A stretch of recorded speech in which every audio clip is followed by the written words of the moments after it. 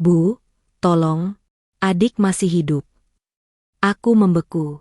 Suara di telepon itu adalah suara putriku yang sudah 2 tahun meninggal. Aku langsung lari ke rumah sakit tempat dia wafat. Melihatku, para dokter panik ketakutan. Ternyata selama ini. Sebelum ceritanya dimulai, silahkan tulis di kolom komentar dari daerah mana saja teman-teman yang menonton cerita ini. Jangan lupa like dan subscribe agar channel ini bisa semakin berkembang dan bisa mempersembahkan cerita yang lebih menarik lagi. 2 tahun telah berlalu, namun bagi Zahra, waktu seakan berhenti di hari itu. Hari di mana dokter menyatakan Aira, putrinya yang baru berusia 5 tahun, telah tiada. Demam tinggi yang langka, begitu kata mereka. Penjelasan klinis itu tidak pernah bisa diterima oleh hatinya. Bagi Zahra, sebagian dari jiwanya ikut terkubur bersama jasad kecil itu.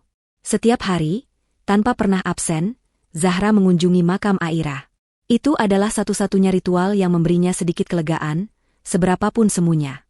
Ia akan membersihkan nisan yang terbuat dari marmer putih, mencabuti rumput liar yang berani tumbuh di sekitarnya, lalu menaburkan bunga melati dan mawar segar. Hijab panjangnya yang berwarna kalem seringkali basah oleh air mata yang tak pernah bisa ia tahan. Ia akan duduk bersimpu di sana, mendoakan putrinya, dan membisikkan semua cerita yang tak sempat terucap.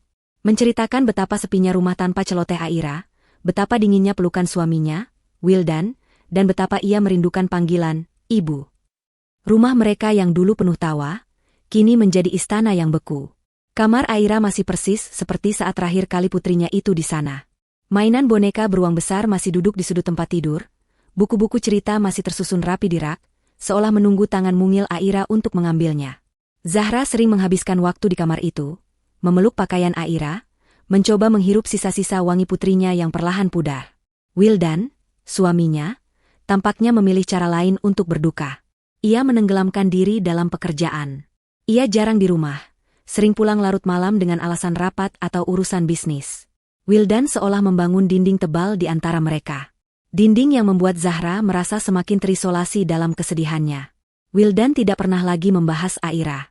Ia menganggap ritual ziarah harian Zahra sebagai sesuatu yang berlebihan, sesuatu yang menghambat mereka untuk melanjutkan hidup. Tapi bagaimana Zahra bisa melanjutkan hidup ketika separuh hatinya telah mati? Malam itu, hujan turun dengan derasnya. Suara petir bersahutan, seolah ikut merasakan duka yang tak kunjung usai di hati Zahra. Ia sedang duduk sendirian di ruang tengah, memandangi foto Aira yang tersenyum ceria dalam bingkai perak di atas meja. Wildan belum pulang, seperti biasa. Kesunyian rumah itu terasa begitu menusuk, hanya dipecahkan oleh suara rintik hujan yang menghantam jendela. Tiba-tiba, ponselnya yang tergeletak di meja bergetar. Bukan getaran pesan singkat, tapi panggilan masuk. Zahra mengerutkan kening. Nomor asing. Tidak ada nama yang tertera. Ia hampir mengabaikannya, mengira itu hanya telepon dari telemarketer yang salah waktu. Namun, sesuatu dalam hatinya mendorongnya untuk mengangkat. Ia menekan tombol hijau dan mendekatkan ponsel ke telinganya. Halo, sapanya pelan. Hening sejenak di seberang sana. Hanya terdengar suara gemerisik, seperti suara angin atau napas yang terengah-engah. Zahra hampir menutup telepon, mengira itu hanya panggilan iseng. Tapi kemudian, sebuah suara terdengar. Suara anak kecil, lirih dan penuh ketakutan. Ibu. Suara itu bergetar. Jantung Zahra serasa berhenti berdetak. Tidak mungkin. Ini hanya halusinasinya. Ini pasti karena ia terlalu merindukan Aira. Ibu tolong. Suara itu terdengar lagi, kali ini lebih jelas, di sela isak tangis yang tertahan. Adik masih hidup. Mereka bilang ibu sudah pergi. Ibu, tolong. Tubuh Zahra membeku. Gelas air putih yang ada di genggamannya terlepas, jatuh ke lantai dan pecah berkeping-keping. Namun Zahra tak mendengarnya. Dunianya runtuh untuk kedua kalinya, namun kali ini dengan cara yang berbeda. Suara itu, meski terdengar sedikit lebih tua, dengan nada yang penuh kepanikan, tidak salah lagi. Itu adalah suara Aira. Suara putrinya yang ia yakini telah bersemayam di dalam tanah selama 2 tahun. Aira, ini kamu. Sayang? Aira, teriak Zahra, suaranya parau bercampur isak. Sambungan telepon tiba-tiba terputus. Halo? Halo? Aira. Zahra berteriak panik ke ponselnya, menekan tombol panggil ulang ke nomor asing itu, tapi yang terdengar hanyalah nada sambung yang sibuk. Syok, ngeri, dan secercah harapan yang mustahil berkecamuk di dalam dadanya. Ia tidak peduli lagi pada pecahan kaca di kakinya. Ia tidak peduli pada hujan badai di luar. Dengan tangan gemetar, ia menyambar kunci mobil dan hijab pashima yang tersampir di kursi. Ia harus ke satu tempat. Satu-satunya tempat yang bisa memberinya jawaban. Rumah sakit Kasih Harapan. Zahra mengemudikan mobilnya membelah malam yang pekat dan hujan yang mengguyur tanpa ampun. Air matanya bercampur dengan air hujan yang menetes dari rambutnya yang sedikit basah di bagian depan hijab, karena ia bahkan tak sempat membenarkannya dengan benar. Pikirannya kacau. Suara Aira terus terngiang di telinganya. Adik masih hidup. Kalimat itu berputar-putar seperti kaset rusak, membangkitkan harapan sekaligus kengerian yang tak terperi. Apakah ia sudah gila? Apakah kesedihan akhirnya merenggut kewarasannya? Wildan sering berkata bahwa ia harus melepaskan. Apakah ini yang dimaksud? Halusinasi pendengaran? Tapi suara itu terasa begitu nyata, begitu penuh derita. Tidak, hatinya sebagai seorang ibu menolak untuk percaya itu hanya ilusi. Ia menginjak pedal gas lebih dalam, mengabaikan jalanan yang licin. Rumah sakit Kasih Harapan harus memberinya jawaban. Ia tiba di lobi rumah sakit seperti badai. Penampilannya kacau. Basah kuyup, dengan mata merah bengkak karena menangis, dan tatapan yang liar. Beberapa perawat jaga malam di meja resepsionis menatapnya kaget. Ibu, ada yang bisa saya bantu? UGD di sebelah sana jika. Seorang perawat muda mencoba menyapanya dengan ramah. Saya tidak butuh UGD, potong Zahra, suaranya serak dan bergetar. Ia menggebrak meja resepsionis, membuat perawat itu terlonjak kaget. Saya mau catatan medis anak saya. Aira binti Wildan. Dia meninggal di sini 2 tahun lalu. Cepat. Tuntutan itu, ditambah dengan penampilannya yang histeris, membuat para perawat saling pandang dengan cemas. Mereka jelas menganggapnya sebagai seorang ibu yang berduka dan mengalami gangguan. Ibu, tenang dulu, kata perawat senior, mencoba mengambil alih situasi. Ini sudah larut malam. Bagian arsip sudah tutup. Mungkin ibu bisa kembali besok pagi. Saya tidak mau kembali besok, teriak Zahra, keputusasaan membuatnya semakin nekat. Anak saya menelepon saya. Dia bilang dia masih hidup. Kalian menyembunyikan apa? Apa yang sebenarnya terjadi di rumah sakit ini? Histeria Zahra menarik perhatian. Beberapa satpam mulai mendekat, siap untuk mengamankan situasi. Ibu, tolong jangan membuat keributan. Ini rumah sakit, ujar seorang satpam dengan tegas namun tetap sopan. Tepat saat itu, seorang pria parubaya berjas dokter putih yang masih rapi di tengah malam, keluar dari lorong. Wajahnya tampak lelah, namun sorot matanya tajam. Itu adalah Dr. Anwar, direktur rumah sakit. Orang yang sama yang menandatangani surat kematian Aira 2 tahun lalu. Ada apa ini? Tanyanya dengan nada berwibawa. Para perawat tampak lega. Dr. Anwar, syukurlah. Ibu ini. Zahra? Dr. Anwar memotong, ia mengenali Zahra. Tentu saja, ia pasti ingat pada ibu yang meratapi pilu di koridor rumah sakitnya 2 tahun silam. Zahra, apa yang kamu lakukan di sini selarut ini? Tanyanya, memasang wajah penuh simpati. Simpati itulah yang memicu kemarahan Zahra. Anda? Desisnya. Ia maju mendekati Dr. Anwar, menatap lurus ke matanya. Jangan berpura-pura bersimpati pada saya. Anak saya, Aira, dia menelepon saya. Baru saja. Dia bilang dia masih hidup. Anda pasti tahu sesuatu. Apa yang kalian lakukan pada anak saya? Wajah Dr. Anwar mengeras. Selama sepersekian detik, hanya sepersekian detik, Zahra melihat sesuatu di matanya. Bukan simpati, bukan bingung, tapi kepanikan. Sebuah kepanikan yang cepat sekali ia sembunyikan di balik topeng otoritasnya. Zahra, saya mengerti kamu masih berduka, katanya dengan nada dingin yang tiba-tiba. Tapi ini sudah keterlaluan. Kamu tidak bisa datang ke sini dan membuat tuduhan gila. Aira sudah tenang. Dia tidak tenang. Dia meminta tolong, jerit Zahra. Kalian pembohong. Kalian semua pembohong. Kepanikan di mata Dr. Anwar tadi adalah jawaban yang Zahra butuhkan. Iya benar. Sesuatu yang sangat salah telah terjadi di sini. Satpam, perintah Dr. Anwar dengan suara keras. Bawa ibu ini keluar. Dia jelas sedang tidak stabil. Berikan dia obat penenang jika perlu. 2 orang satpam berbadan tegap segera memegangi lengan Zahra. Tidak. Lepaskan saya. Saya tidak gila. Lepas. Anda pembunuh. Zahra meronta-ronta, tapi tenaganya tak sebanding. Mereka mulai menyeretnya paksa menuju pintu keluar. Ia merasa putus asa. Tidak ada yang percaya padanya. Mereka semua menganggapnya gila. Saat ia diseret melewati meja resepsionis, perawat muda yang pertama kali menyapanya tadi tampak menunduk ketakutan. Namun, saat Zahra tepat melewatinya, perawat itu dengan gerakan cepat yang nyaris tak terlihat, seolah tak sengaja menjatuhkan pulpen, ia menyelipkan secari kertas kecil yang sudah terlipat ke dalam genggaman Zahra. Zahra terkejut, tapi ia dengan cepat menggenggam erat kertas itu. Para satpam tidak melihatnya. Mereka terus menyeretnya hingga ke pintu lobi dan mendorongnya keluar ke malam yang dingin dan basah. "Jangan kembali lagi malam ini, Bu, atau kami panggil polisi," ancam salah satu satpam sebelum pintu kaca itu tertutup di depan wajahnya. Zahra jatuh terduduk di trotoar yang basah. Hancur, terhina, dan basah kuyup. Tapi ia tidak menangis lagi. Histerianya telah berganti menjadi sesuatu yang lain. Sesuatu yang dingin dan tajam. Ia membuka genggamannya perlahan. Kertas kecil itu basah di beberapa bagian, tapi tulisannya masih terbaca. Tulisan tangan yang terburu-buru. Hanya 2 kata. Panti Melati. Zahra tidak tahu apa arti Panti Melati. Tapi ia tahu satu hal. Ini adalah petunjuk pertamanya. Perawat muda itu percaya padanya. Atau setidaknya, ia tahu sesuatu. Zahra bangkit berdiri.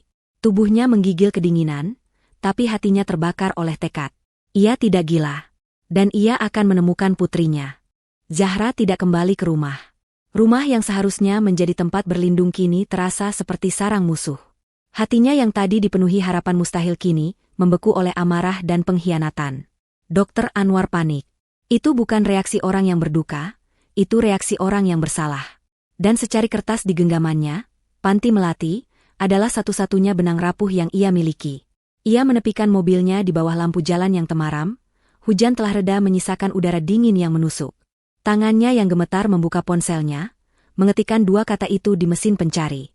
Panti Asuhan Melati. Alamatnya muncul. Terletak di pinggiran kota, di area yang terkenal kumuh dan jarang terjamah. Zahra tidak ragu sedetik pun. Ia tancap gas, meluncur menembus sisa-sisa malam. Perjalanan itu terasa seperti berabad-abad. Ia melewati jalanan kota yang lengang, lalu masuk ke jalan-jalan yang lebih sempit dan berlubang. Akhirnya, ia tiba di sebuah bangunan tua berpagar besi yang sudah berkarat. Sebuah papan nama kusam tergantung miring, bertuliskan, Panti Asuhan Melati. Tempat itu tampak suram, lebih mirip penjara anak-anak daripada tempat perlindungan. Zahra mematikan mesin mobilnya dan duduk sejenak, mengumpulkan sisa-sisa keberaniannya. Ia membenarkan letak hijabnya yang kusut, menghapus jejak air mata di pipinya. Ia tidak boleh terlihat lemah. Ia tidak boleh terlihat histeris. Ia harus mendapatkan jawaban. Ia turun dari mobil dan mendorong pagar besi yang berderit nyaring, suaranya memecah kesunyian malam. Ia berjalan menuju pintu utama dan mengetuk dengan keras. Tidak ada jawaban. Ia mengetuk lagi, kali ini lebih keras, nyaris menggedor. Terdengar suara langkah kaki diseret dari dalam, lalu suara gerendel pintu yang ditarik dengan malas. Pintu terbuka sedikit, memperlihatkan seorang wanita parubaya dengan wajah yang keras dan daster yang kusam. Matanya menatap Zahra dengan curiga. "Mau apa kamu malam-malam begini? Panti sudah tutup," ketusnya. Saya mencari seorang anak," ujar Zahra, mencoba menahan suaranya agar tidak bergetar. "Saya rasa dia ada di sini."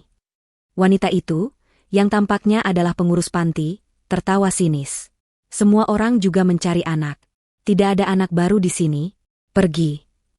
Ia hendak menutup pintu, tapi Zahra menahannya dengan tangannya. "Tolong, Bu. Namanya Aira." "Dia?" "Tidak ada Aira di sini," potong wanita itu. "Saya sudah bilang pergi." "Kalau begitu Kirana," ucap Zahra, nama itu tiba-tiba saja melintas di benaknya, sebuah intuisi. Wajah wanita itu sedikit berubah. "Saya tidak tahu Kirana," elaknya, tapi ada keraguan dalam suaranya. Zahra melihat celah itu. "Saya donatur," kata Zahra berbohong, mengubah taktiknya seketika. "Saya donatur besar. Saya biasa menyumbang lewat seorang perantara, tapi saya rasa uang saya tidak sampai. Saya ingin memeriksa langsung, dan saya secara spesifik ingin bertemu anak asuh saya, Kirana." Mendengar kata, donatur besar, sikap wanita itu melunak, meski tatapan curiganya tidak hilang. Ia membuka pintu lebih lebar. "Donatur? Kenapa malam Malkam? Siapa nama Anda?" "Nama saya tidak penting," kata Zahra tegas. Yang penting adalah, jika saya tidak bisa memastikan kondisi Kirana malam ini, semua aliran dana untuk panti ini akan saya hentikan besok pagi. Ancaman itu berhasil. Wajah wanita itu pucat. Panti itu jelas beroperasi dengan dana yang tidak seberapa. Masuk, geramnya. Zahra melangkah masuk ke dalam kantor yang berantakan dan berbau apak. Anak-anak sudah tidur. Kamu tidak bisa bertemu dengannya. Tapi saya bisa tunjukkan catatannya. Wanita itu berjalan ke lemari arsip yang reot. Ia menarik sebuah laci dan mulai membolak-balik map. Kirana, Kirana. Gumamnya. Zahra menahan napas. Ah, ini dia. Kirana, katanya. Ia meletakkan sebuah map tipis di atas meja. Zahra melangkah maju, tapi wanita itu menahan map itu dengan tangannya. Lihat dari situ saja. Zahra memicingkan mata, mencoba membaca data di bawah cahaya lampu yang remang. Tanggal masuk, 14 Oktober, 2 tahun lalu. Tepat di hari Aira meninggal. Ditemukan, di pinggir jalan. Tidak ada identitas. Usia, 5 tahun. Jantung Zahra berdebar begitu kencang hingga terasa sakit. Saya mau lihat fotonya, pinta Zahra. Wanita itu menghela napas kesal, lalu membuka map itu. Di sana, tertempel sebuah foto Polaroid kecil yang sudah kusam. Wajah itu, ya Tuhan. Wajah itu, lebih kurus, rambutnya dipotong pendek cepat, dan matanya penuh ketakutan. Tapi itu adalah Aira. Itu adalah putrinya. Dia masih di sini? Tanya Zahra, suaranya nyaris pecah. Tentu saja. Mau kemana lagi dia? Ketus wanita itu. Sekarang, jika urusan Anda sudah selesai. Siapa donatur utamanya? Potong Zahra. Anda bilang Anda donaturnya? Kata wanita itu curiga. Saya donatur lewat perantara. Perantara saya yang mengurus semua administrasi. Desak Zahra. Saya ingin tahu siapa yang mengurus donasi di sini. Saya ingin memastikan dia tidak menggelapkan uang saya. Wanita itu tampak berpikir, menimbang-nimbang. Akhirnya, ia membuka laci lain. Laci yang terkunci. Ia membukanya dengan kunci kecil dan mengeluarkan buku kas besar. Kami hanya punya satu donatur tetap. Sisanya sumbangan tidak jelas. Katanya sambil membuka buku itu. Dia yang membiayai hampir seluruh operasional panti ini. Ia menunjukkan satu baris di buku kas itu. Nama penyetor bulanan, dengan jumlah yang sangat besar. Zahra membacanya, dan seluruh udara di paru-parunya serasa terenggut. Donatur tetap, Rika Setiawati. Rika. Adik iparnya. Adik perempuan Wildan. Kepala Zahra pusing. Ini bukan hanya konspirasi rumah sakit. Ini adalah konspirasi keluarga. Keluarganya sendiri. Rika, itu artinya Wildan. Saya harus pergi, kata Zahra tiba-tiba. Ia merasa mual. Itu saja? Anda tidak jadi menghentikan donasi? Tanya wanita itu, bingung. Saya akan menghubunginya besok, ujar Zahra. Saat wanita itu sibuk menutup kembali buku kas dan mengunci lacinya, Zahra bertindak cepat. Tangannya menyambar map, Kirana, dari atas meja. Hei! Apa yang kamu lakukan? Teriak wanita itu. Tapi Zahra tidak peduli. Ia berlari keluar dari kantor, menabrak pintu, dan terus berlari melintasi halaman yang gelap. Ia mendengar wanita itu berteriak memanggil seseorang. Mungkin penjaga. Zahra melompat ke dalam mobilnya, mengunci pintu, dan menyalakan mesin. Saat ia tancap gas meninggalkan tempat itu, ia melihat wanita pengurus panti itu berdiri di depan pintu, menatapnya dengan amarah dan ketakutan. Zahra mencengkeram map di tangannya. Ia punya buktinya. Ia punya foto Aira. Dan ia punya nama pengkhianatnya. Rika. Zahra mengemudikan mobilnya pulang. Bukan lagi dengan kepanikan, tapi dengan amarah yang dingin. Setiap potongan teka-teki kini mulai terpasang di tempatnya. Telepon Aira. Kepanikan Dr. Anwar. Panti asuhan Melati. Foto Kirana. Dan nama Rika. Semuanya mengarah pada satu kesimpulan yang mengerikan, yang begitu busuk hingga Zahra nyaris tak sanggup memikirkannya. Tapi ia harus. Jika Rika terlibat, tidak mungkin, sama sekali tidak mungkin, Wildan tidak tahu. Wildan, suaminya. Ayah dari Aira. Pria yang seharusnya ikut berduka bersamanya. Pria yang memintanya untuk melanjutkan hidup. Pria yang kini ia yakini sebagai otak dari semua ini. Rumah mereka tampak gelap saat ia tiba, kecuali satu lampu di ruang kerja Wildan. Mobil suaminya terparkir rapi di garasi. Dia di rumah. Menunggunya. Tentu saja, Dia pasti cemas istrinya yang tidak stabil, pergi berkeliaran di tengah malam. Zahra masuk ke dalam rumah. Kesunyian menyambutnya, terasa berat dan penuh kepalsuan. Ia meletakkan kunci mobil di meja konsol. Ia tidak berusaha mengendap-endap. Ia ingin Wildan tahu ia sudah pulang. Ia berjalan lurus menuju ruang kerja. Pintunya sedikit terbuka. Ia bisa mendengar Wildan berbicara di telepon, suaranya pelan dan marah. Sudah saya bilang, dia tidak stabil. Jika dia membuat masalah lagi, kita terpaksa. Ya, saya akan tangani. Pastikan saja bagian Anda beres. Zahra mendorong pintu itu hingga terbuka lebar. Wildan terlonjak kaget, wajahnya tegang. Ia buru-buru menutup teleponnya. Zahra, dari mana saja kamu? Aku meneleponmu berkali-kali. Kamu tahu jam berapa ini? Hardiknya, mencoba mengambil alih situasi dengan kemarahan. Ia mengenakan pakaian rapi, seolah baru pulang kerja, tapi sorot matanya lelah dan cemas. Aku sibuk, jawab Zahra. Suaranya datar, tanpa emosi. Ia berjalan ke tengah ruangan, tatapannya terkunci pada suaminya. Zahra, kamu membuatku khawatir setengah mati. Penampilanmu kacau. Kamu habis dari makam lagi. Tidak, kata Zahra. Aku dari rumah sakit Kasih Harapan. Wildan membeku. Senyumnya yang dipaksakan luntur. Kenapa? Kenapa kamu ke sana? Sudah kubilang jangan mengungkit masa lalu. Itu tidak sehat untukmu. Dokter Anwar bilang aku gila. Lanjut Zahra, mengabaikan perkataan suaminya. Dia panik saat aku menyebut nama Aira. Dia mengusirku. Wajah Wildan mengeras. Tentu saja dia mengusirmu. Kamu pasti bertingkah histeris. Zahra, apa yang kamu coba lakukan? Membuat malu keluarga kita? Keluarga kita? Zahra tertawa, tapi suara yang keluar terdengar seperti rintihan penuh luka. Lalu aku ke panti melati.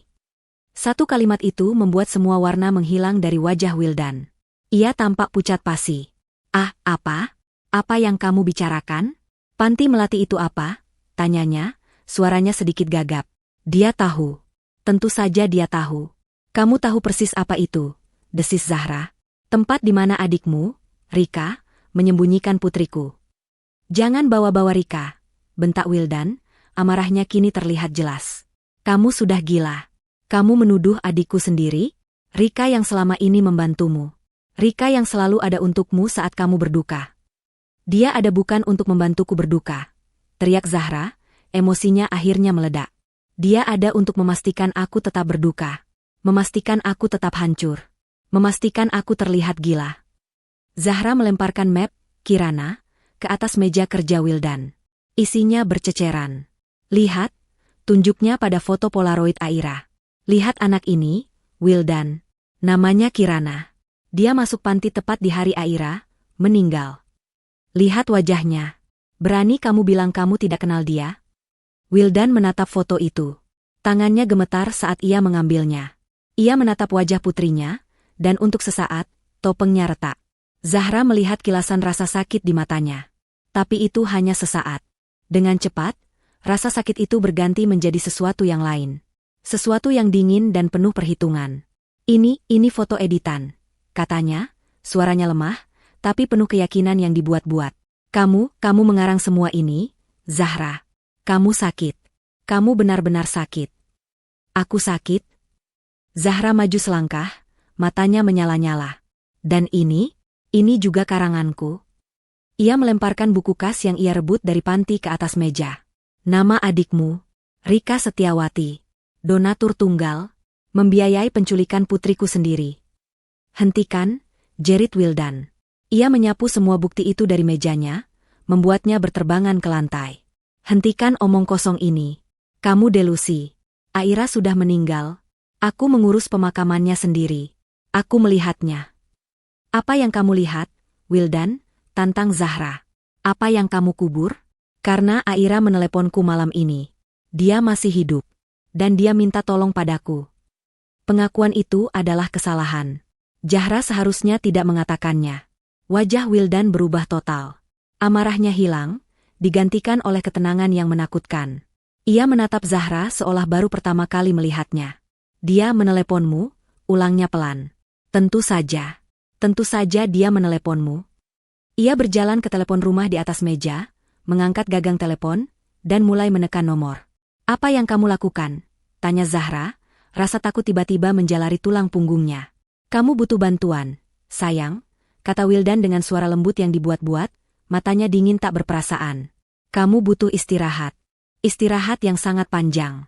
"Halo? Ya, Dokter Anwar? Ini Wildan. Istri saya, dia kambuh lagi. Kali ini jauh lebih parah. Dia berhalusinasi."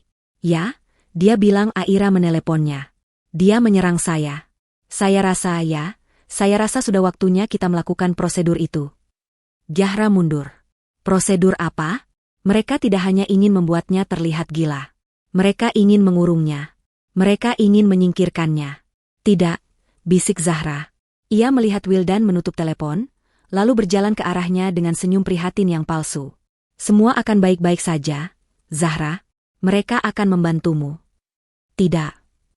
Zahra berteriak. Ia menyambar kunci mobilnya yang masih ada di tangannya. Saat Wildan mencoba memeluknya, untuk menahannya, Zahra mendorongnya sekuat tenaga. Wildan terhuyung ke belakang, kaget. Zahra tidak membuang waktu. Ia berlari keluar dari ruang kerja, keluar dari rumah itu. Ia mendengar Wildan berteriak di belakangnya. "Zahra, kembali. Jangan mempersulit ini." Ia melompat ke mobilnya, menyalakan mesin. Saat ia melesat pergi, ia melihat Wildan berdiri di pintu depan, ponsel di tangannya, menatap kepergiannya dengan ekspresi dingin yang penuh kemenangan. Dia sengaja membiarkannya pergi. Dia tahu kemana Zahra akan pergi. Atau lebih buruk lagi, dia sudah menyiapkan jebakan lain. Zahra melesat pergi dari rumah itu, dari neraka yang ia tinggali selama 2 tahun. Jantungnya berdebar begitu kencang hingga terasa sakit. Napasnya memburu. Wildan tidak mengejarnya. Fakta itu jauh lebih menakutkan daripada jika ia mengejarnya. Ia sengaja membiarkannya pergi. Prosedur itu, kata-kata Wildan dan Dokter Anwar terngiang di telinganya. Mereka akan mengurungnya. Mereka akan menyuntiknya dengan obat penenang, sampai ia benar-benar menjadi gila seperti yang mereka tuduhkan. Ia sendirian. Terjebak. Ia tidak bisa ke polisi. Apa yang akan ia katakan? "Putri saya yang sudah meninggal 2 tahun lalu menelepon saya." Mereka akan menghubunginya ke rumah sakit jiwa, bahkan lebih cepat daripada yang Wildan rencanakan. Wildan adalah pengusaha sukses, dihormati, citranya bersih. Sedangkan Zahra, dia hanyalah seorang ibu yang berduka, yang setiap hari pergi ke makam, yang dianggap obsesif dan tidak stabil. Kata-kata Wildan akan lebih dipercaya daripada kata-katanya.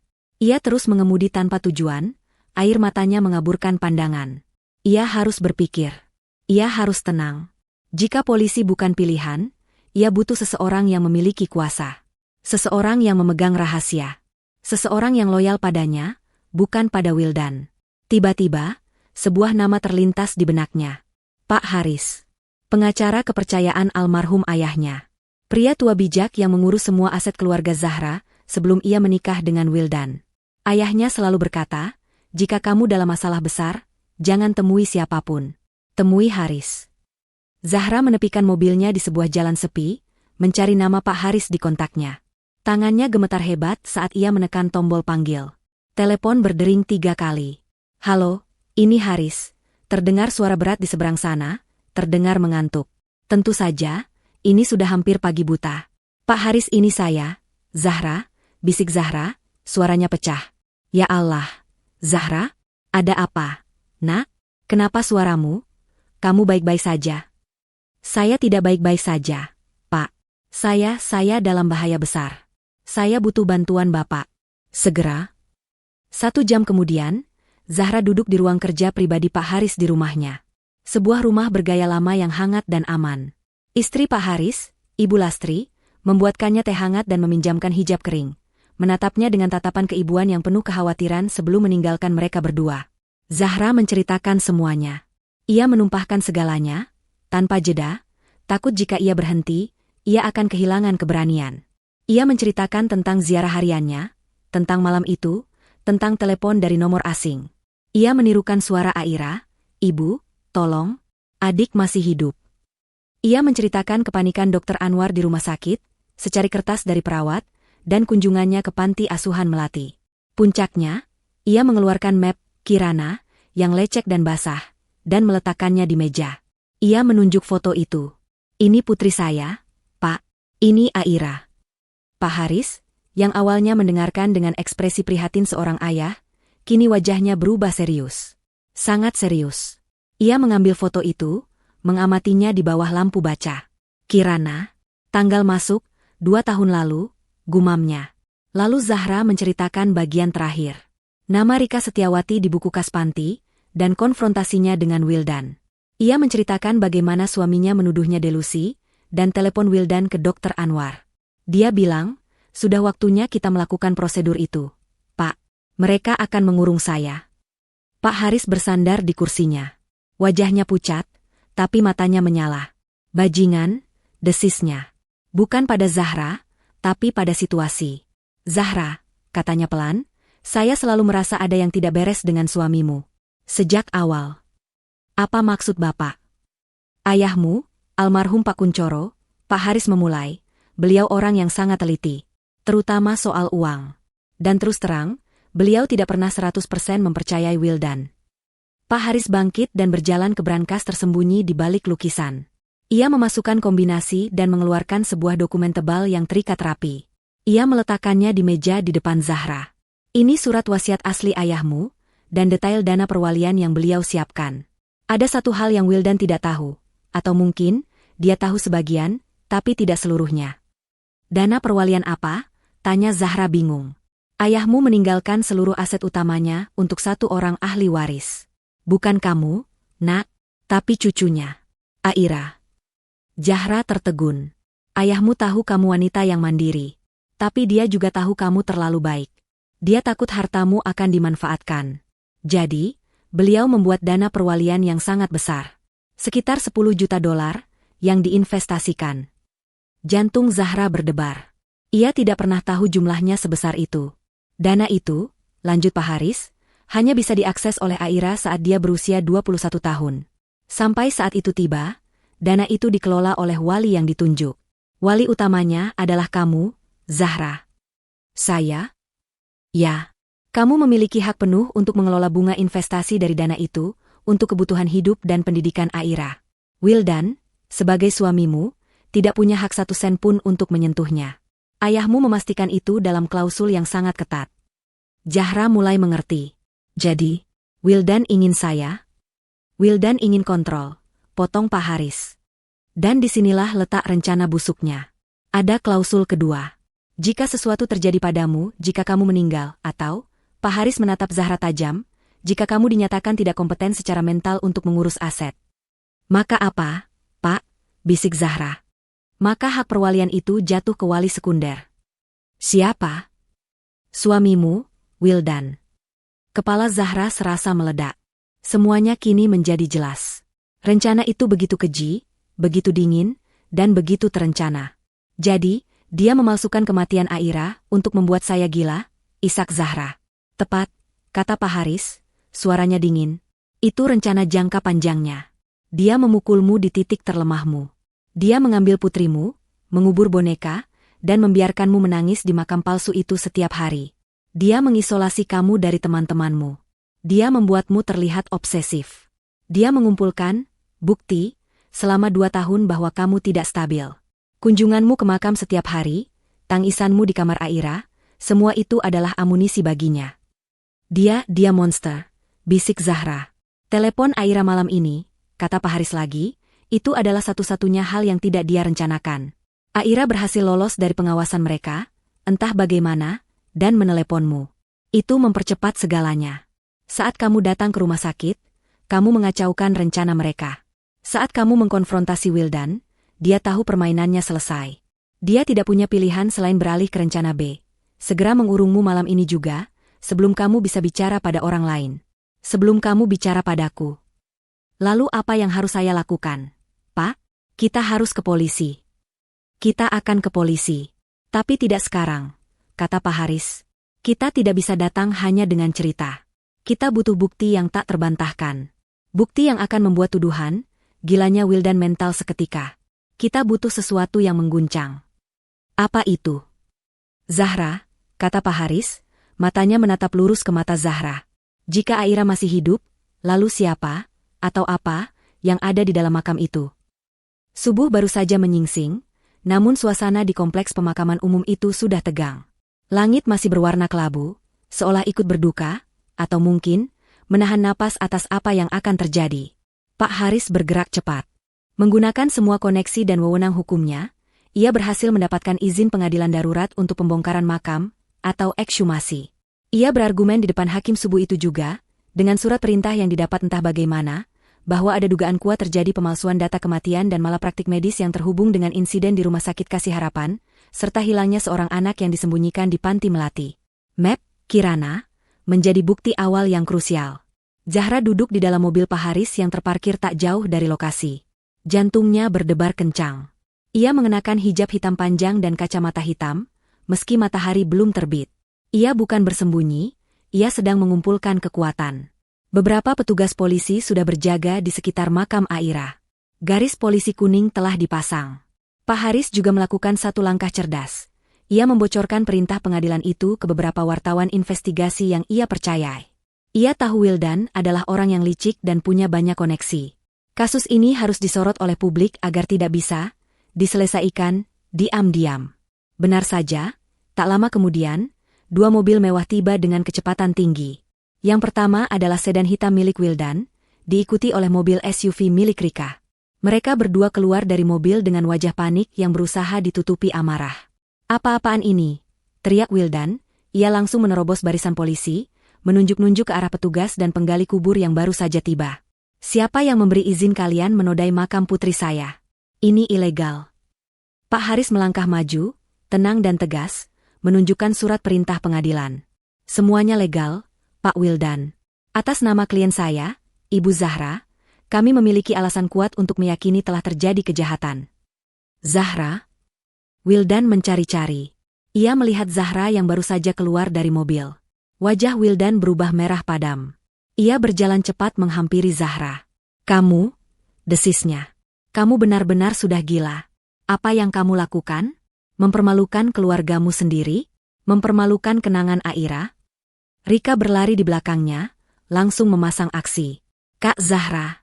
Ya Allah, Kak, kenapa kakak setega ini? Kakak sakit? Biar Rika antar ke dokter. Ya? Jangan ganggu Aira, Kak. Biarkan dia tenang." Rika mencoba memeluk Zahra, tapi Zahra mundur selangkah. Tatapannya dingin menusuk di balik kacamata hitamnya. "Jangan sentuh aku," kata Zahra datar. "Gali," kata Zahra pelan, namun suaranya terdengar jelas oleh semua orang di kesunyian pagi itu. Ia menatap lurus ke arah Wildan. "Jika kamu yakin anak kita ada di sana, kamu tidak perlu takut, kan, Wildan?" Wajah Wildan mengeras. Ia sadar permainannya sudah ditonton banyak orang. Para wartawan mulai mengambil gambar. Ia tidak bisa menghentikan ini. Ia mengambil napas dalam-dalam, kembali memasang topengnya. "Baik," katanya, suaranya bergetar karena amarah yang ditahan. "Lakukan.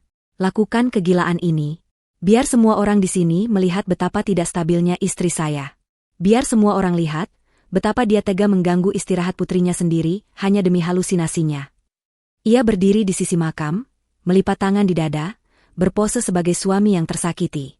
Rika berdiri di sampingnya, terisak-isak di lengan kakaknya, meski matanya terus melirik cemas ke arah para penggali. Proses penggalian dimulai. Suara sekop yang menghantam tanah adalah satu-satunya suara yang terdengar, diselingi oleh klik kamera wartawan. Setiap ayunan sekop terasa seperti sayatan di hati Zahra. Ini adalah hal paling absurd yang pernah ia lakukan. Ia sedang membongkar makam yang ia rawat dengan penuh cinta selama 2 tahun. Tapi di dalam hatinya, ia tahu. Di sana tidak ada siapa-siapa. Menit-menit berlalu terasa seperti berjam-jam. Wajah Wildan yang tadinya angkuh, kini mulai terlihat tegang. Keringat mulai membasahi pelipisnya, meski udara pagi itu dingin. Rika sudah berhenti terisak. Kini ia hanya menggigit bibirnya, wajahnya pucat pasi. "Sudah kelihatan," teriak salah satu penggali. Mereka membersihkan tanah dari permukaan sebuah peti mati kecil berwarna putih. Peti yang sama yang Zahra lihat sekilas di rumah sakit dulu, sebelum ia pingsan karena kesedihan. Peti yang dipilihkan oleh Wildan. Tali-tali diikatkan. Dengan hati-hati, peti itu diangkat dari liang lahat. Suasana menjadi hening total. Peti itu diletakkan di atas tanah datar. Seorang petugas polisi, didampingi Pak Haris, mendekati peti itu. Wildan mematung. Rika tampak seperti akan pingsan. Silakan dibuka, kata Pak Haris. Petugas itu mengambil alat dan mulai membuka sekrup-sekrup penutupnya. Terdengar suara derit pelan saat tutup peti itu dibuka. Petugas itu menunduk, melihat ke dalam. Ia terdiam sejenak. Ia lalu mengangkat kepalanya, menatap Zahra, lalu menatap Wildan dengan ekspresi tak percaya. Kosong, katanya. Kerumunan orang terkesiap. Para wartawan serentak maju, lampu kilat kamera menyala-nyala. Tidak mungkin. Bisik Wildan, melangkah maju. Ia melihat sendiri ke dalam peti itu. Kosong. Hampir kosong. Di dalamnya hanya ada boneka beruang kesayangan Aira, yang sudah kotor dan lembab karena tanah, dan 2 karung goni besar yang terisi pasir, jelas sebagai pemberat. Tidak. Wilda berteriak. Itu bukan teriakan duka, tapi teriakan orang yang tertangkap basah. Ini jebakan. Ini pasti jebakan. Zahra. Dia yang mengosongkannya. Dia menjebak saya. Rika benar-benar pingsan kali ini, ambruk ke tanah. Wildan mencoba kabur dari kerumunan, ia mendorong beberapa wartawan. Saya tidak tahu apa-apa. Dia yang gila. Percaya padaku. Tapi polisi sudah bergerak. Mereka tidak lagi melihat seorang suami yang berduka. Mereka melihat seorang tersangka utama. 2 orang petugas menahan Wildan. Pak Wildan, tenang, kata seorang komandan polisi. Anda tidak akan kemana-mana. Anda harus ikut kami ke kantor polisi untuk menjelaskan ini semua. Lepaskan saya. Saya bilang ini jebakan. Zahra, kamu akan membayar ini. Raung Wildan, topengnya hancur berkeping-keping. Zahra berdiri mematung di tempatnya. Ia melepaskan kacamata hitamnya. Air mata mengalir di pipinya, tapi ini bukan air mata duka. Ini adalah air mata kelegaan. Ia menatap Wildan yang diseret oleh polisi. Ini belum selesai. Ini baru permulaan. Tapi untuk pertama kalinya dalam 2 tahun, ia merasa bisa bernapas. Putrinya masih hidup. Dan ia akan menemukannya. Berita tentang makam kosong Aira meledak seperti bom. Pagi itu, semua stasiun televisi dan portal berita online menayangkan gambar peti mati yang berisi boneka dan karung pasir. Wajah Wildan yang diseret polisi, dan wajah Rika yang pura-pura pingsan, terpampang jelas. Kasus ini langsung menjadi sensasi nasional. Publik yang semula mungkin menganggap Zahra sebagai ibu histeris, kini berbalik arah. Mereka marah. Mereka menuntut keadilan untuk ibu yang dikhianati dan anak yang hilang. Di kantor polisi, Wildan dan Rika ditempatkan di ruang interogasi terpisah. Mereka berdua kompak. Mereka menyangkal segalanya. Mereka berkeras bahwa Zahralah yang menjebak mereka. Bahwa Zahra, dalam kegilaannya, pasti telah membongkar makam itu sebelumnya, memindahkan jenazah Aira, dan menggantinya dengan boneka untuk menjebak suaminya sendiri. Itu adalah pembelaan yang absurd. Tapi tanpa bukti yang mengikat mereka langsung pada Aira yang hidup, mereka masih bisa berkelit. Polisi menahan mereka atas tuduhan pemalsuan dokumen dan pemberian keterangan palsu, tapi mereka butuh lebih. Zahra dan Pak Haris berada di ruangan lain di kantor polisi, memberikan keterangan resmi. Zahra lelah, tapi ia tidak bisa istirahat. Mereka tidak akan mengaku. Pak, kata Zahra, suaranya serak. Wildan terlalu licik. Dia akan memutarbalikkan semua fakta. Pak Haris mengangguk. Kamu benar. Pembelaan mereka adalah kegilaanmu. Selama kita belum menemukan Aira dalam keadaan hidup, mereka akan terus menggunakan kartu itu. Kita butuh saksi.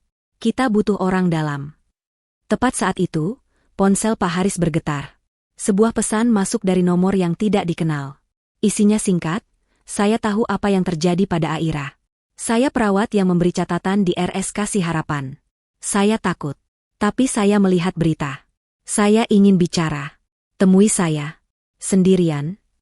Pesan itu menyertakan sebuah alamat. Sebuah kafe kecil di pinggir kota. Pak Haris menunjukkan pesan itu pada Zahra. Mata Zahra melebar. Perawat itu. Dia saksi kuncinya. Ini bisa jadi jebakan, Zahra. Mungkin orang suruhan Wildan, kata Pak Haris hati-hati. Saya tidak peduli, tegas Zahra. Jika ada 1% kemungkinan dia tahu di mana Aira, saya akan mengambilnya. Kita harus pergi, Pak. Mereka pergi dengan mobil Pak Haris, tanpa pengawalan polisi. Mereka tidak mau mengambil risiko menakuti perawat itu. Kafe itu kecil, sepi, dan berbau kopi basi. Di sudut terjauh, duduk seorang wanita muda berwajah pucat, mengenakan hoodie yang menutupi sebagian besar wajahnya. Dia adalah perawat yang Zahra lihat di lobi rumah sakit. Namanya Suster Dian.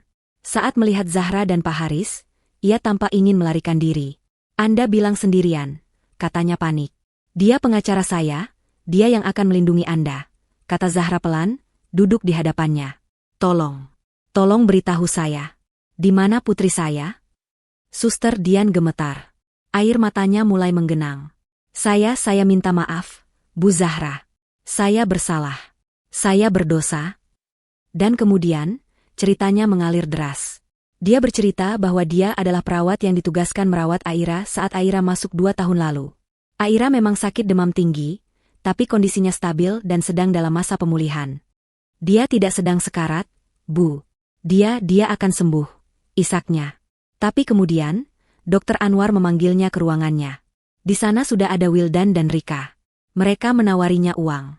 Jumlah yang sangat besar, yang tidak pernah ia lihat seumur hidupnya. Ibu saya sakit jantung, Pak. Butuh operasi bypass. Saya tidak punya pilihan. Katanya lirih. Rencananya sederhana namun keji. Dokter Anwar akan memanipulasi hasil lab Aira. Wildan akan memberikan Zahra obat penenang di rumah. Mengatakan itu vitamin, untuk membuatnya lebih tenang. Padahal itu untuk membuatnya lemah dan bingung. Saat Zahra pingsan di rumah sakit, itu bukan hanya karena duka, tapi juga efek obat. Pada malam Aira dinyatakan meninggal, Dokter Anwar sudah menyiapkan jenazah anak lain. Seorang anak jalanan tanpa identitas yang meninggal karena kecelakaan, dan tidak ada yang mengklaim di kamar mayat. Suster Dianlah yang ditugaskan untuk menukar Aira yang sedang tertidur lelap karena obat bius ringan, dengan jenazah anak tak dikenal itu. Saya yang membungkus jenazah itu dengan kain kafan, Bu. Saya yang bilang pada ibu bahwa itu Aira. Saat ibu pingsan, Pak Wildan dan Dokter Anwar yang mengurus semuanya. Mereka membawa Aira yang masih tertidur keluar lewat pintu belakang rumah sakit. Zahra menutup mulutnya, menahan jeritan ngeri. Ia telah menangisi jenazah anak lain, sementara putrinya sendiri diculik oleh ayahnya. Kenapa Panti Melati? Tanya Pak Haris. Saya tidak tahu kemana mereka membawanya, kata Suster Dian, menggeleng. Tapi beberapa minggu setelah itu, saya tidak sengaja mendengar Rika tertawa di telepon dengan Dokter Anwar. Dia bilang, si anak mahal itu akhirnya tinggal dengan anak-anak yatim piatu, di tempat yang pantas untuknya. Dan saya dengar dia menyebut Panti Melati. Saya pikir Aira ada di sana. Karena itu saya memberikan catatan itu pada ibu. Tapi saya ke sana, kata Zahra. Dia ada di sana, terdaftar sebagai Kirana. Tapi saat saya kembali dengan Pak Haris, panti itu kosong. Pengurusnya kabur. Saya tahu, kata Dian. Itu sebabnya saya menghubungi Anda. Setelah ibu datang ke panti itu, mereka pasti panik. Mereka memindahkan Aira lagi. Kemana? Desak Zahra, mencengkeram tangan Dian. Saya tidak tahu pasti, kata Dian panik. Tapi ada satu hal lagi. Beberapa bulan lalu, sebelum saya dipecat karena Dokter Anwar curiga saya terlalu banyak tahu, saya mendengar dia dan Rika bertengkar di parkiran belakang. Rika bilang panti itu terlalu berisiko. Dia bilang dia sudah menyiapkan villa di puncak. Tempat yang lebih aman. Saya tidak dengar nama villanya, Bu. Villa di puncak. Gumam Zahra. Itu adalah area yang luas. Hanya itu? Tidak ada lagi? Ada, kata Dian, seolah baru teringat. Mobilnya. Rika selalu datang dengan mobil yang sama. Sedan hitam mewah. Saya perhatikan karena plat nomornya sombong sekali. Gampang diingat. Berapa platnya? Tanya Pak Haris, matanya menajam. Suster Dian menarik napas dalam. B121KA, katanya. Platnya B121KA. Saya yakin sekali. Pak Haris langsung berdiri. Ia menggenggam tangan Zahra. Kita dapatkan mereka. Pak Haris tidak membuang waktu. Dari dalam mobil, ia langsung menelepon komandan polisi yang menangani kasus ini, seorang perwira jujur yang ia kenal lama. Pak Komandan, saya punya bukti baru. Saksi mata hidup dan petunjuk yang sangat kuat. Saya minta pelacakan segera untuk sebuah kendaraan. Pak Haris menyebutkan plat nomor B121KA. Komandan polisi di seberang telepon terdiam sejenak. B121KA? Itu plat yang menarik, katanya. Berikan saya 5 menit. 5 menit rasa seperti 5 jam. Zahra duduk kaku di samping Pak Haris, Suster Dian di kursi belakang, gemetar ketakutan. Ponsel Pak Haris berdering lagi. Haris, kata suara komandan. Plat itu terdaftar atas nama PT Adijaya Group. Itu perusahaan cangkang. Tapi tebak siapa direktur utama perusahaan cangkang itu? Rika Setiawati. Dan alamat kantornya, satu gedung dengan perusahaan Wildan. Jantung Zahra serasa diremas. Bukan hanya itu, lanjut komandan, suaranya kini bersemangat. Mobil itu bukan mobil pribadi. Itu aset perusahaan yang disewa dari perusahaan rental eksekutif.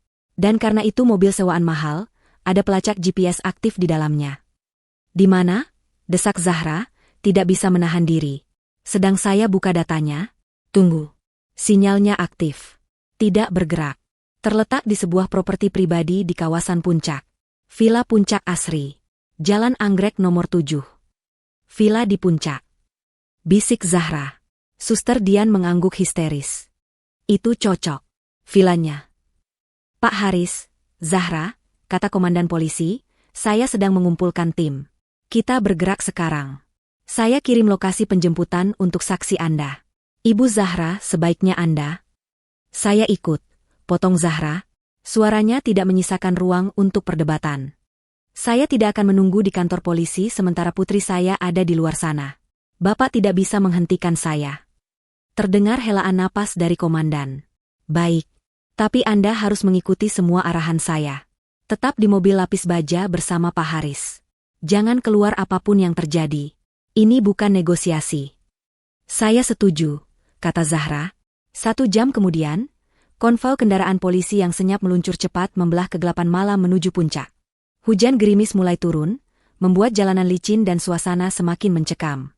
Zahra dan Pak Haris berada di dalam mobil taktis di barisan belakang. Zahra memeluk erat map Kirana, satu-satunya foto Aira yang ia miliki. Pikirannya melayang. Apakah Aira baik-baik saja? Apakah mereka menyakitinya? Apakah Aira ingat padanya? Villa Puncak Asri adalah sebuah kompleks mewah yang terisolasi. Jalan Anggrek nomor 7 terletak di ujung, paling terpencil, dibatasi tembok tinggi dan gerbang besi yang kokoh. Saat konvoi tiba, lampu-lampu di villa itu menyala, tapi tampak sepi. Dan di garasi terbukanya, terparkir sebuah sedan hitam mewah. Platnya, B121KA. Target terkonfirmasi, terdengar suara di radio polisi. Semua tim, kepung lokasi. Pasukan bergerak cepat dan senyap dalam kegelapan. Mereka melompati pagar dan mengepung rumah. Zahra menahan napas, tangannya terkepal erat hingga buku-buku jarinya memutih. Ini polisi. Buka pintu. Anda sudah terkepung, teriak komandan lewat pengeras suara. Hening. Tidak ada jawaban. Hanya suara jangkrik dan rintik hujan. Tim Bravo, masuk. Terdengar suara dobrakan keras. Tim taktis menyerbu masuk ke dalam villa. Zahra tidak tahan lagi. Melanggar perintah, ia membuka pintu mobil taktis dan berlari keluar. Zahra, jangan, teriak Pak Haris, tapi Zahra sudah berlari melintasi halaman yang basah menuju pintu villa yang kini terbuka lebar. Ia harus melihatnya sendiri. Ia masuk tepat saat polisi mengamankan lantai bawah. Ruang tamu berantakan. Ada piring-piring kotor, mainan anak-anak berserakan. Mainan? Jantungnya berdebar. Itu artinya Aira. Polisi, jangan bergerak. Terdengar teriakan dari lantai atas, diikuti suara bantingan. Zahra berlari menaiki tangga, mengabaikan teriakan Pak Haris dan polisi yang menyuruhnya kembali. Di lantai atas, ia melihat pemandangan yang tak akan ia lupakan. Di sebuah kamar tidur utama yang mewah, Dr. Anwar sedang ditelungkupkan ke lantai oleh 2 petugas. Ia tertangkap basah sedang berusaha mengemas tas berisi uang tunai dan paspor palsu. Saya tidak tahu. Ini semua ide Rika. Saya hanya menjalankan perintah. Teriaknya panik saat melihat Zahra. Rika tidak ada. Hanya Dr. Anwar. Di mana dia? Jerit Zahra, suaranya melengking. Di mana anak saya? Dr. Anwar yang ketakutan, dengan wajah masih menempel di karpet, hanya bisa menggerakkan dagunya. Di kamar ujung, terkunci dari luar. Zahra tidak menunggu. Ia berlari menyusuri lorong yang remang-remang. Di ujung, ada satu pintu kayu solid. Pintu itu terkunci. Bukan hanya terkunci, tapi digerendel dari luar dengan palang besi besar. Ini bukan kamar. Ini sel. Aira. Zahra berteriak, tangannya menggedor-gedor pintu. Aira. Ini ibu, sayang. Kamu di dalam. Hening sesaat. Lalu, dari balik pintu, Terdengar suara gesekan pelan. Suara isak tangis kecil. Dan sebuah bisikan yang nyaris tak terdengar, penuh keraguan dan harapan. Ibu? Ibu? Suara itu adalah bisikan, sehalus embusan napas, namun bagi Zahra, itu lebih keras dari ledakan. Itu adalah suara Aira. Aira, sayang. Ini ibu. Ibu di sini, teriak Zahra, air matanya tumpah tak terbendung.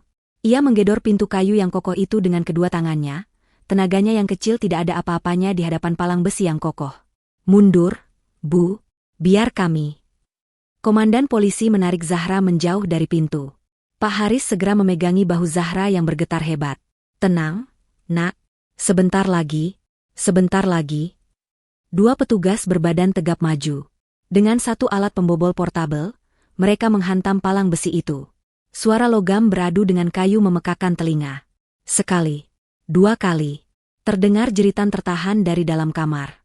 Aira, jangan takut, sayang. Ibu di sini.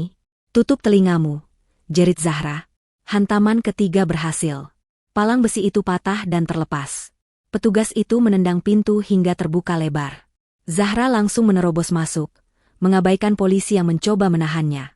Ruangan itu gelap, satu-satunya cahaya berasal dari lorong di belakangnya. Tirai jendela ditutup rapat. Bau di ruangan itu pengap dan asam, bau ketakutan dan air mata yang sudah mengering. Di sudut terjauh, di antara lemari pakaian dan dinding, sesosok tubuh kecil meringkuk. Seorang anak perempuan dengan piyama tipis yang kebesaran, rambutnya panjang tapi kusam tak terurus. Ia memeluk lututnya, wajahnya tersembunyi, tubuhnya gemetar hebat. Aira, bisik Zahra. Itu adalah putrinya. Bukan lagi balita 5 tahun yang montok dan ceria seperti dalam ingatannya. Ini adalah gadis kecil berusia 7 tahun, kurus, pucat, dan ketakutan. Zahra melangkah pelan, seolah mendekati seekor rusa yang terluka. Ia tidak ingin menakutinya. Aira, sayang, ini ibu. Ibu Zahra. Anak itu perlahan mengangkat kepalanya. Matanya besar dan penuh kengerian, menatap Zahra dengan tatapan tidak percaya. Ibu, ulangnya, suaranya serak. Tante Rika bilang, ibu sudah pergi ke surga. Seperti nenek. Dia bohong, sayang, isak Zahra. Ia berlutut di lantai yang dingin, beberapa langkah dari Aira, mengulurkan tangannya. Dia bohong. Ibu tidak pernah kemana-mana. Ibu pikir kamu yang pergi. Tapi ibu di sini sekarang. Ibu datang untuk menjemputmu. Aira menatap uluran tangan Zahra. Ia lalu menatap wajah Zahra, meneliti setiap inci.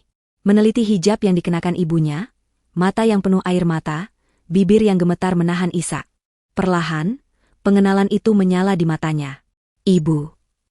Bisiknya lagi, kali ini bukan sebagai pertanyaan, tapi sebagai penegasan. Ibu. Aira melepaskan pelukannya pada lututnya dan merangkak, lalu berlari kecil. Ibu. Ia menubruk tubuh Zahra dengan keras, melingkarkan lengan kurusnya di leher Zahra begitu erat seolah hidupnya bergantung pada itu. Ibu. Ibu. Ibu. Ia terus memanggil kata itu, berulang-ulang, tangisnya meledak, tangis 2 tahun yang terpendam. Zahra memeluk Aira. Ia memeluk putrinya yang hilang. Rasanya tidak nyata. Ia bisa merasakan tulang-tulang kecil di punggung Aira, merasakan detak jantung Aira yang cepat di dadanya. Wangi putrinya berbeda, tapi ini dia. Ini darah dagingnya. Ibu di sini, sayang. Ibu di sini. Maafkan ibu terlambat. Zahra menangis. Ia menciumi puncak kepala Aira, rambutnya, pipinya. Ia tidak peduli lagi pada polisi di belakangnya, pada Pak Haris, pada dunia. Ia telah menemukan pusat dunianya yang hilang. Pak Haris dan komandan polisi berdiri di ambang pintu, menyaksikan pertemuan itu dengan mata berkaca-kaca. Mereka memberikan Zahra dan Aira waktu beberapa menit. Zahra, kata Pak Haris akhirnya, suaranya lembut. Kita harus membawanya keluar dari sini. Kita harus membawanya ke tempat yang aman. Zahra mengangguk. Ia mencoba melepaskan pelukan Aira, tapi Aira berteriak panik. Jangan tinggalin adik lagi, ibu, jangan pergi. Tidak, sayang, tidak, Zahra menenangkannya. Ibu tidak akan pernah meninggalkanmu lagi. Ibu janji. Kita pergi dari sini, ya? Kita pulang. Bersama-sama. Zahra menggendong Aira. Tubuh Aira begitu ringan untuk anak berusia 7 tahun. Ia membungkus Aira dengan sisa-sisa hijabnya yang basah, seolah melindunginya dari dunia. Saat mereka keluar dari kamar terkutuk itu, Aira menyembunyikan wajahnya di leher Zahra. Di bawah, Dr. Anwar sudah dibawa pergi. Villa itu kini penuh dengan petugas. Saat mereka melangkah keluar ke udara malam yang segar, Aira menghirup napas dalam-dalam seolah sudah lama tidak merasakan udara bebas. "Kita aman sekarang, Nak," bisik Zahra. Tepat saat itu, sebuah mobil SUV putih melaju kencang ke halaman villa. Remnya berdecit saat berhenti mendadak. Pintunya terbuka. Rika Setiawati keluar dari mobil.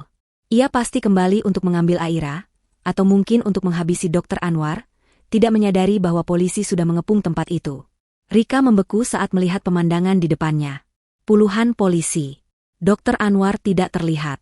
Dan kemudian, matanya tertuju pada Zahra. Dan pada sosok anak kecil yang ada di gendongan Zahra.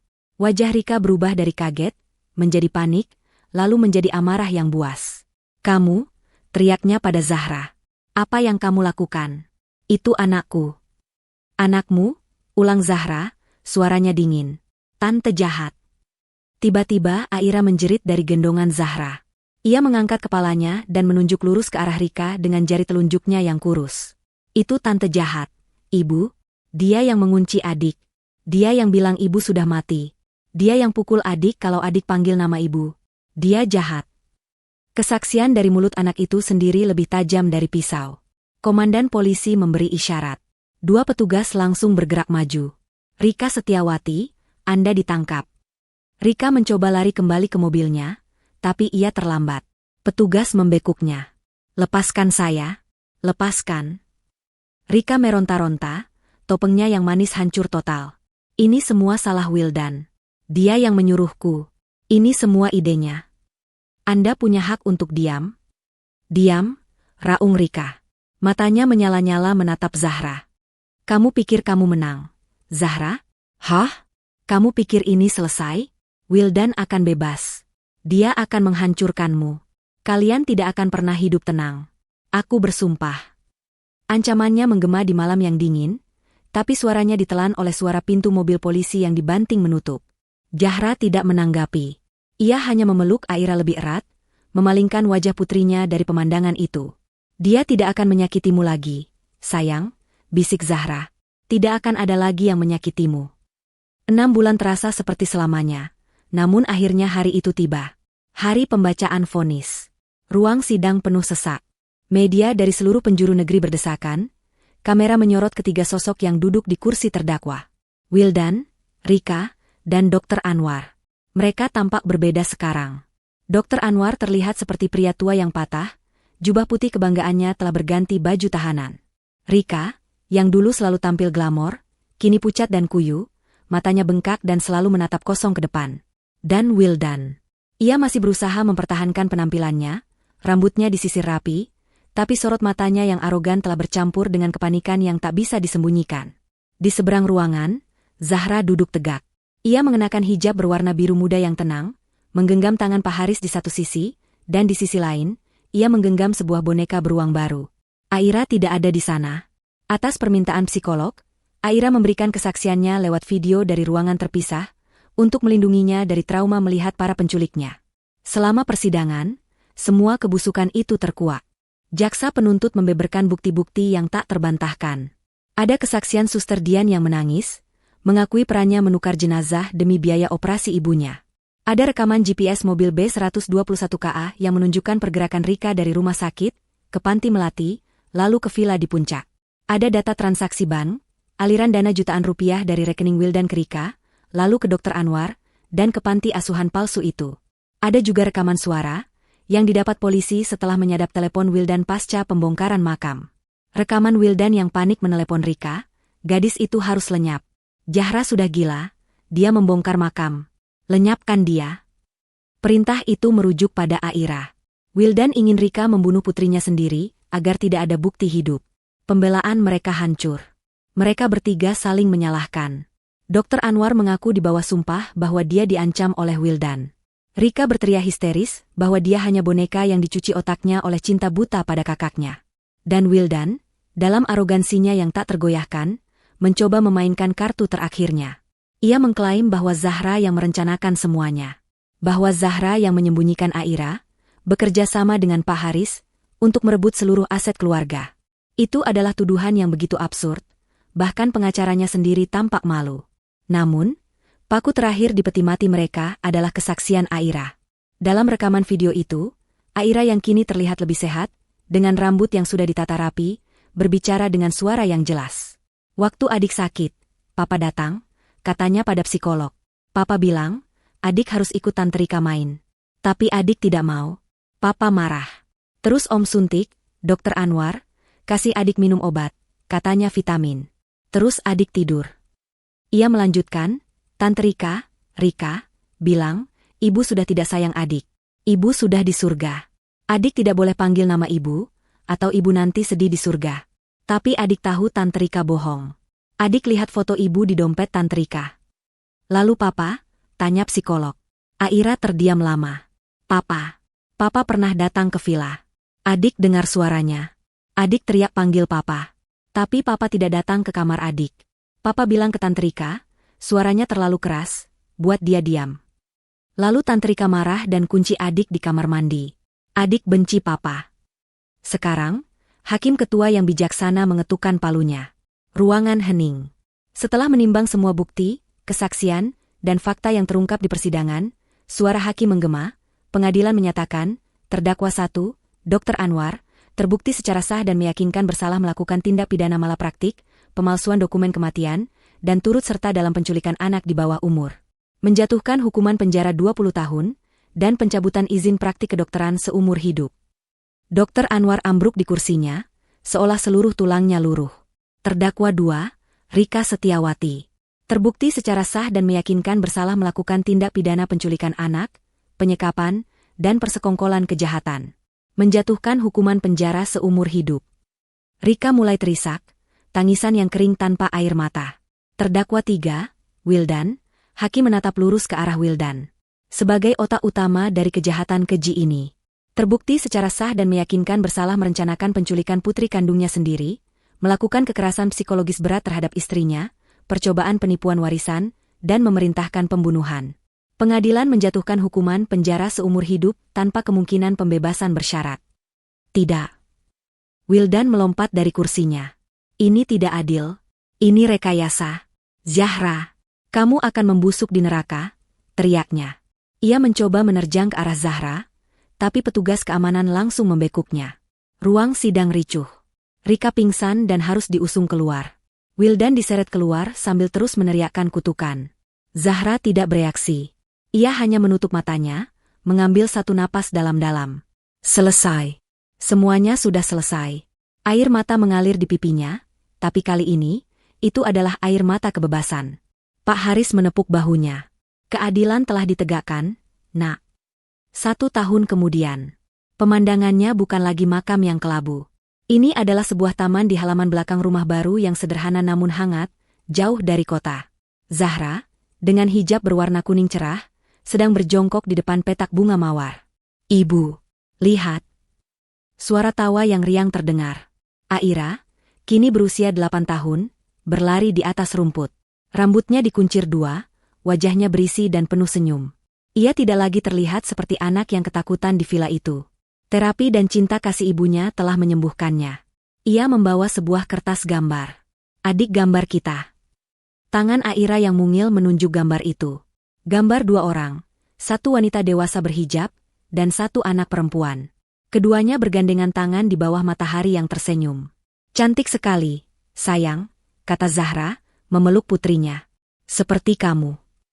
Zahra telah menggunakan sebagian kecil dari dana perwalian Aira, yang kini ia kelola sepenuhnya, untuk memulai hidup baru. Sisa uang Wildan dan Rika telah disita negara.